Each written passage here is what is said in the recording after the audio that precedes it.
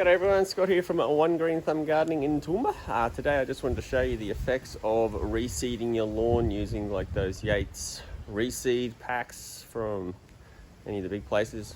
Bunnings, Mitre 10, Coles, Woolies. They're cheap and they tend to be a little bit nasty, but they'll do the job. So I just want to show you the effects. So with a lot of those things like the kikuyu seeds and the cooch packs, you'll also have these annual ryegrasses which die out in the summer but then come back in full force in the winter, and that's what the grass will look like in the winter. And then of course you've got your perennial ryegrass and your annual ryegrass.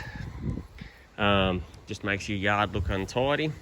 So I get my seed directly from the produce store, so I get an Ag Nutrigen Solutions out on Taylor Street, or any of your big produce shops that look after your farmers. So I pay $25 a kilo for pure cooch seeds and $45 a kilo for pure kikuyu seeds with no other crap in it. So that's the way that I go. It's more expensive, but you don't have the headache in the long run.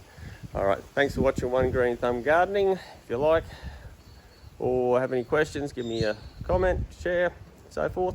Alright, thanks for watching and have a great day. See ya.